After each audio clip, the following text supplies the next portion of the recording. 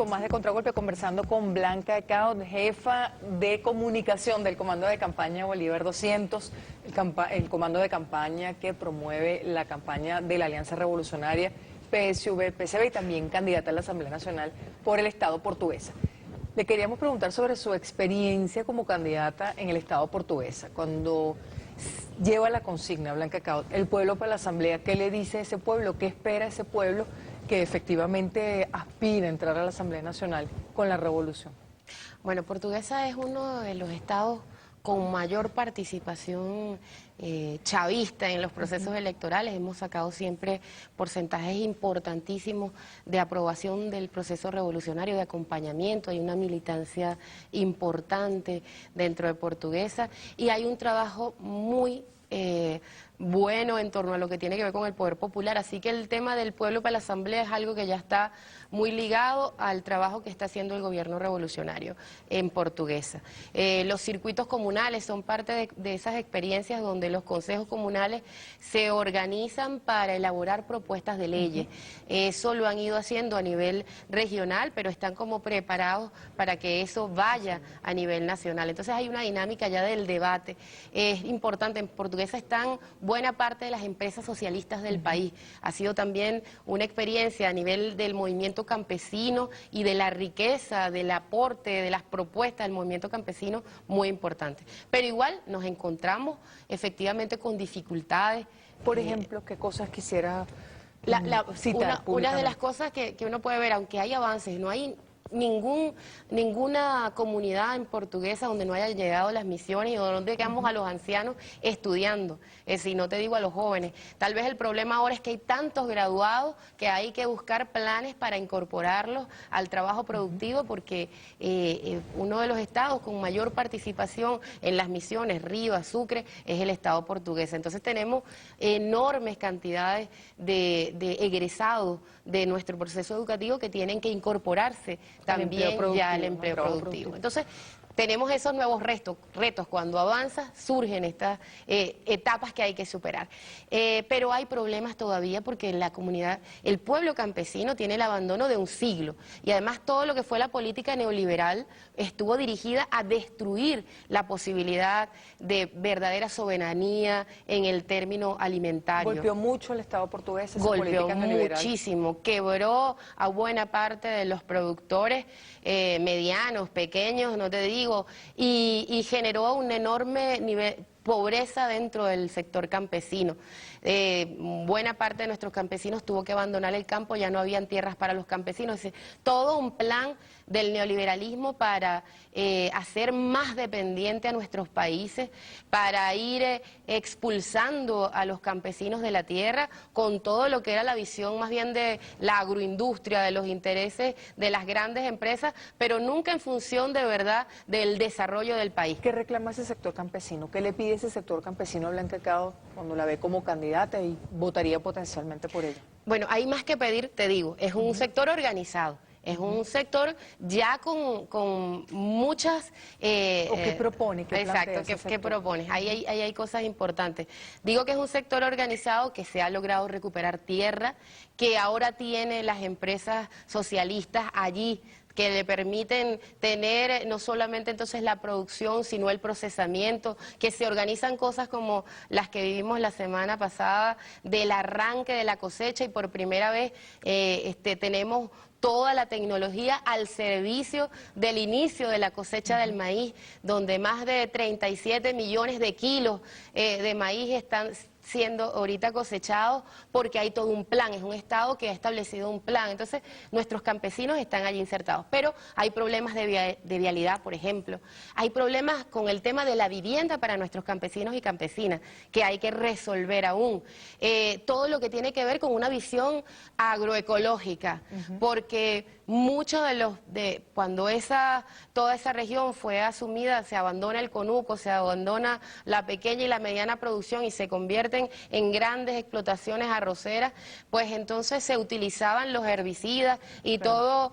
se sufren las consecuencias de esas prácticas. Dañando el ambiente y dañando a las comunidades que viven allí y que trabajan allí. ¿Cómo puede cambiarse desde la Asamblea?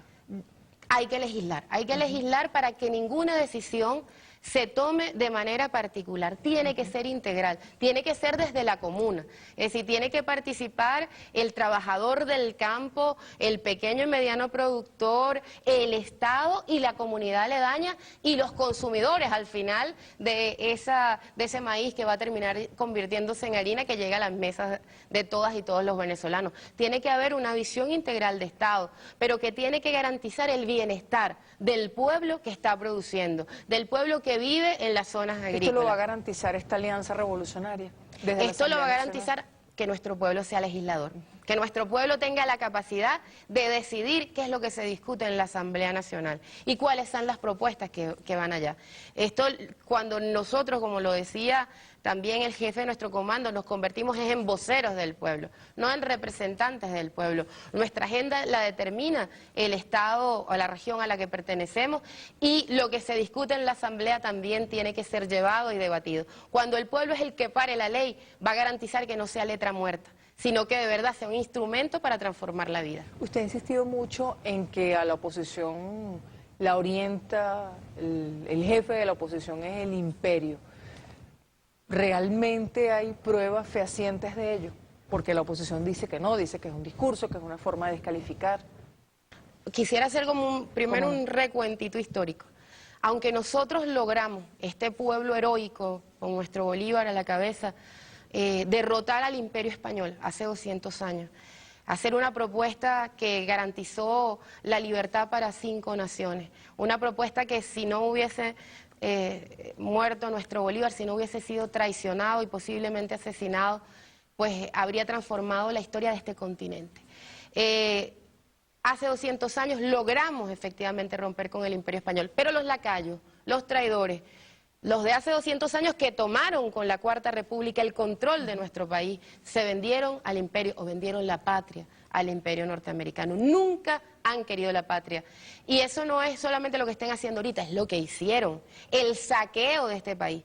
Un país que tuvo una de las riquezas más importantes y que sin embargo tenía un 80% de pobreza. ¿Pero reciben órdenes directamente del presidente Obama? La experiencia... ¿O esta diferencia que ha marcado el presidente Chávez entre Obama y el imperio como tal? Yo creo que, por ejemplo, una cosa que fue clara fue justamente el retiro de las elecciones parlamentarias pasadas. Fue una orden. Eso es una orden gringa. O sea, si hay otra orden ahora, se retirarían igual. Absolutamente. Aunque tengan posibilidad. No solamente porque son financiados, es decir, ellos están ahí pagados por el imperio. Lo ha demostrado la periodista Eva Gollinger de manera permanente cuando trae todo lo que ha sido el aporte de la ANET, de la USAID y de todas, demostrado con pruebas porque ellos rinden en su país cuentas y esas cuentas quedan allí y lamentablemente y vergonzosamente uno ve como esta gente pues ante una verdad evidente entonces evade y se niega, pero efectivamente está demostrado todo el papel que ha hecho el Departamento de Estado norteamericano, no en Venezuela, en todo nuestro continente. Nuestro continente ha sido un continente invadido, demostraciones como lo que pasó en Chile, donde luego del golpe de Estado se pudo también demostrar cómo estuvo la CIA detrás de todas las decisiones, del paro de los transportistas y de el propio bombardeo a la moneda. ¿Está la CIA detrás de la campaña de la oposición, en su opinión? Sí, directamente.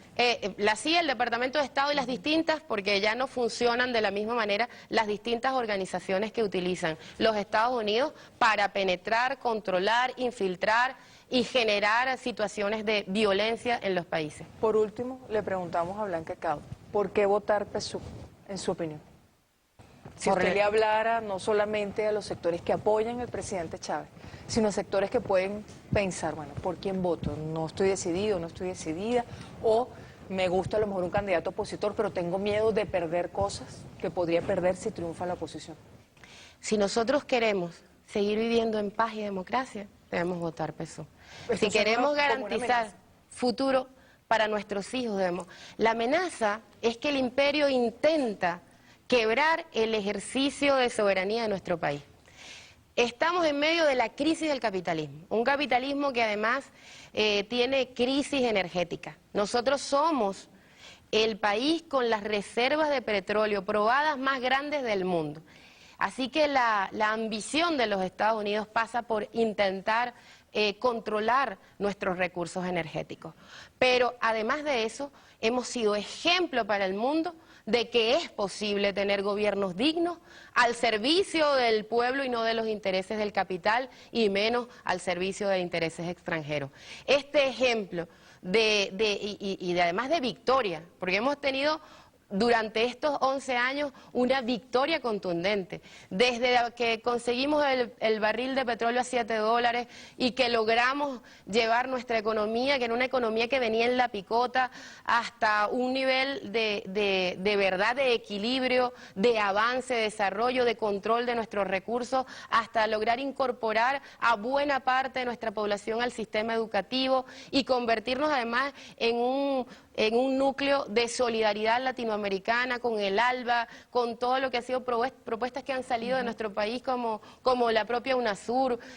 Todo lo que ha surgido de Venezuela está transformando la geopolítica latinoamericana, continental, y es un ejemplo mundial. Votar por el PSUV es votar por todo esto. Es votar por eso, pero sobre todo cuando digo que quienes quieren entrar, que son estos sectores ligados a la oligarquía, ligados al imperio norteamericano, quieren la violencia, quieren la ingobernabilidad, es decir, quieren la confrontación, porque un país que avance en paz, en democracia, con un pueblo participando, cosa que también es un ejemplo para el mundo, demostrar que el poder del pueblo puede llevar por buen camino una patria, es algo que ellos quieren impedir.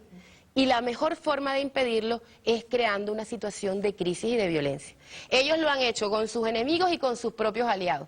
Vemos lamentablemente lo que está pasando con el tema de la violencia y de la crisis en México. Y es parte de los TLC, es parte del acuerdo con los Estados Unidos. Donde entran los Estados Unidos, como entraron con su Plan Colombia, generan una situación de conflicto porque es la única alternativa para mantenerse en el poder que tiene el capitalismo. Es a través del dominio opresivo, represivo, negador de la democracia y negador de la participación. Con esta reflexión terminamos. Terminamos. Para seguir construyendo una patria con independencia, para garantizar verdaderamente, después de 200 años, construir una verdadera independencia, libertad y soberanía, bienestar para nuestro pueblo, la mayor suma de felicidad posible para nuestro pueblo y patria para nuestros hijos. Tenemos que garantizar que el PSUV siga manteniendo los 2/3. Eso para todos los sectores. Realmente, los sectores de la propia clase media han sido beneficiados enormemente por esta revolución. Como dice nuestro presidente, si no fuese por la campaña mediática, por la mentira, por una cultura que ha negado en el individuo la conciencia colectiva, la responsabilidad social, seguramente la aprobación y el apoyo a la revolución superaría el 90%. Ese es otro tema para la discusión, será después del 26 de septiembre. Muchísimas gracias. Gracias por acompañarnos esta noche blanca. Sabemos que ha hecho un esfuerzo muy grande, ha dejado de estar en el Estado portuguesa por acompañarnos. Muchas gracias. Muchas gracias, Vanessa. De verdad, y bueno, nos vemos ese 26 de septiembre para garantizar la victoria. Muchas gracias. Nosotros despedimos a Blanca de Cao, comunicadora, candidata por el Partido Socialista Unido de Venezuela a la Asamblea Nacional por el Estado portuguesa y también lideresa del Comando Comunicacional de Campaña. Portuguesa es uno de los estados con mayor participación chavista en los procesos electorales. Hemos sacado siempre porcentajes importantísimos de aprobación del proceso revolucionario, de acompañamiento. Hay una militancia importante dentro de Portuguesa y hay un trabajo muy bueno en torno a lo que tiene que ver.